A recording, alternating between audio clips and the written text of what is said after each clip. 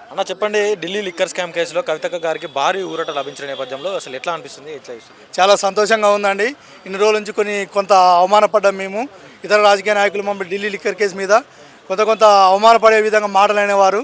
Social మీడియాలో బాగా troll చేయడం జరిగింది. ఈ రోజు నుంచి ప్రతి ఒక్కరికి చెప్పుతో కొట్టినట్టు అయింది. అలాంటి ట్రోల్స్ చేసే ఎవరైనా సరే ఒళ్ళు జాగ్రత్త పెట్టుకొని మాట్లాడాలని చెప్పేసి కోరుకుంటున్నాం. ఢిల్లీ లిక్కర్ కేసు అనేది ఫేక్ కేసు అని ఆ రోజుల కేసీఆర్ గారే చెప్పారు. మీడియా ప్రెస్ మీట్లలో కూర్చొని ఒక మాజీ సీఎం గారే చెప్పినాక కూడా అదే పార్టీకి సంబంధించిన వ్యక్తులు చాలామంది కవితక్కను విమర్శించడం జరిగింది. ఈరోజు వాళ్ళందరికీ చెప్పుతో కొట్టినట్టు అయింది. కాబట్టి ఈనాటి నుంచి మాకు క్లీన్ చిట్ ఉంది. మేము ప్రజల్లోకి వెళ్తున్నాం. ప్రజల బాధల్ని సమస్యల్ని తీర్చడానికి ప్రజా సమస్యల్ని వేదికగా చేసుకొని ఈ రాష్ట్ర ప్రభుత్వాన్ని నిలదీస్తున్నాం. గతంలో ప్రభుత్వం ఉన్న టీఆర్ఎస్ ప్రభుత్వంలో చేసిన తప్పులని, ఇప్పుడున్న ప్రభుత్వం ఉన్న తప్పుల్ని విమర్శించుకుంటూ పోతుంటే వాళ్ళు ఒక లిక్కర్ కేసు అనే చిన్న మచ్చను పెట్టుకొని చాలా బాగా ట్రోల్ చేసి మమ్మల్ని ఇబ్బంది పెట్టారు. ఈ రోజుతోనే అది మచ్చ తొలగిపోయింది పూర్తిగా. కవితక్క క్లీన్ చిట్ వచ్చింది. లిక్కర్ కేసు కొట్టేయడం జరిగింది. చాలా సంతోషంగా ఉంది. మా జాగృతి శ్రేణులు మొత్తం సంబరాల్లో మునిగి తేలుతున్నారు. కాబట్టి రాష్ట్ర వ్యాప్తంగా ఉన్న జాగృతి శ్రేణులు కూడా మేము పిలుపునిస్తున్నాం. 100% మనం ఈ విజయం ఒక్క విజయమే కాదు, రానున్న రోజుల్లో చాలా గొప్ప విజయాలు సాధించబోతున్నాం. ఆ విజయాలని మనం ఆస్వాదించే విధంగా మనం సంబరాలు చేసుకోవాలని పిలుపునిస్తున్నాం. కవితక్క గారి మీద ఎన్నో అబండాలు మోపారు. ఇప్పుడు కవితక్క గారు కోటర్లు అమ్ముకున్న ఇది అని చెప్పేసి ఎన్నో మాటలు మాట్లాడారు. దీనికి సంబంధించి ఏం చెప్తారు? అవన్నీ ఫేక్ ముచ్చట్లని. కవితక్క గారు ఏదో లిక్కర్ కేసులో చిన్న టెండర్ ఇస్తే దాని ఏదో పెద్ద 100 కోట్ల స్కామ్ జరిగింది, 200 కోట్ల స్కామ్ జరిగింది అని చెప్పేసి ఈడీ, సిబిఐ ప్రతి ఒక్కరు దాంట్లో ఇన్వాల్వ్ అయ్యి దాన్ని ఏదో చేయబోయారు.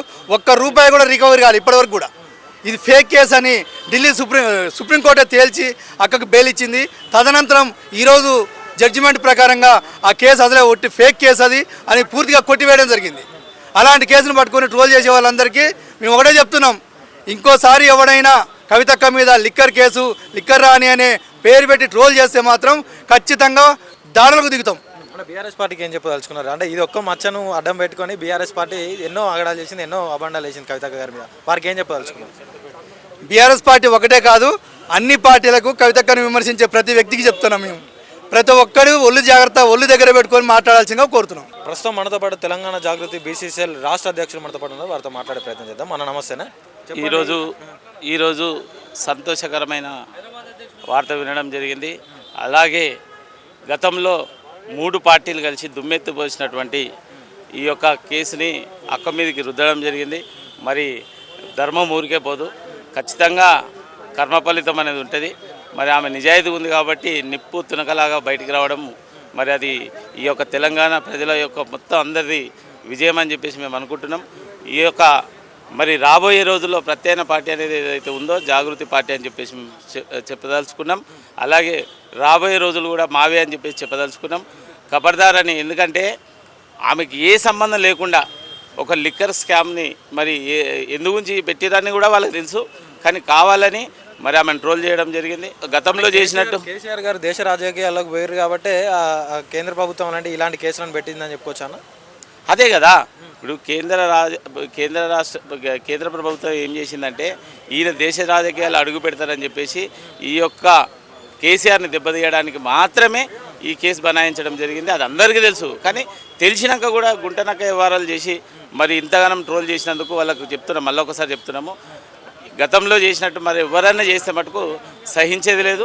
మరి వాళ్ళని అంటారు కదా, మామూలుగా కదా, అందరూ చేతితో కాదు చెప్పులతో కూడా కొట్టవలసి వచ్చే పరిస్థితి వస్తుంది. ఖబర్దార్ అని చెప్పేసి తెలియజేస్తున్నారు. కవితక్క గారిని ఎన్నో మాటలు అన్నారు, లిక్కర్ రాని అని అన్నారు, కోటర్లు అమ్ముకున్నది అన్నారు. వీటన్నిటికీ ఏం చెప్తారు మరి? ఇప్పుడు అదే అంటున్నా కదా, ఇప్పుడు గతంలో చెప్పిన వాళ్ళకి ఇది పెద్ద చెంపపెట్టు. ఎందుకంటే ఇప్పుడు ఎవ్వరు గుడ్డిగా లేరు. ఇప్పుడు ఈ యొక్క ఇంత డిజిటల్ వ్యవస్థలో కూడా ఎవరు నమ్మడానికి అంత సిద్ధంగా లేరు. కాకపోతే వీళ్ళు కావాలని కవితక్క గారిని బదలాం చేయడం జరిగింది. ఆమెకు అక్కడ నచ్చగానే, ఇప్పుడు ఆమెకు పరిస్థితులు ఇట్లున్నాయని చెప్పినందుకు ఆమెను బయటకు పంపించినందుకు ఆమె సొంతంగా ప్రజల్లోకి వెళ్తుంది కదా. ఇప్పుడు ప్రతిపక్షం అంటే ఎవరు అంటారు? కవితక్కనే అంటారు. మామూలుగా జనాల రాజకీయాల లోపల ఎవరు ప్రధాన ప్రతిపక్షం అంటే జాగృతి అని చెప్పేసి అనడం. అంటే ఇప్పుడు కవితక్క గారు రాష్ట్ర రాజకీయాల్లోకి జాగృతితోటే పోతారా, లేదంటే కొత్త పార్టీ పెట్టే అవకాశం ఏమైనా ఉందా? పార్టీ పెడుతున్నామండి. మార్చి 1st వీక్లోనే పార్టీని లాంచ్ చేస్తాం. ఖచ్చితంగా ప్రజల్లోకి పోతాం, ఖచ్చితంగా సాధిస్తాం, విజయాలు సాధిస్తాం, బ్రహ్మాండమైన విజయాలు సాధిస్తాం. మేము కనీసం ప్రచారం చేయకుండానే తొలిమెట్టుగా మొన్న కౌన్సిలర్ ఎలక్షన్లో మీరు చూసిరు, అసలు మా అక్కడ ప్రచారం కూడా చేయలేదు, ఖాళీ వాయిస్ మీదనే తొలి అడిగేసినామంటే మరి మేము నిజంగా మేము కూడా రాజకీయాలకు డైరెక్ట్గా ప్రజల లోపల పోతే మా విజయాలు ఎట్లుంటే మరి అతి త్వరలో చూడబోతున్నారు. మరి అన్ని పార్టీలకు చెప్తున్నా, మరి అన్ని పార్టీలు కూడా మూసుకొని కూర్చోవాల్సిన పరిస్థితులు రోజులు వస్తాయి. ఇది కవితక్క గారి విజయం. మరి కవితక్కతో ఉన్నటువంటి కార్యకర్తలందరూ కూడా నిబద్ధతగా నిజాయితీగా ఉన్న లీడర్లే ఉన్నారు కాబట్టి ఆమె ఖచ్చితంగా విజయాలు సాధిస్తుందని చెప్పేసి తెలియజేస్తున్నారు.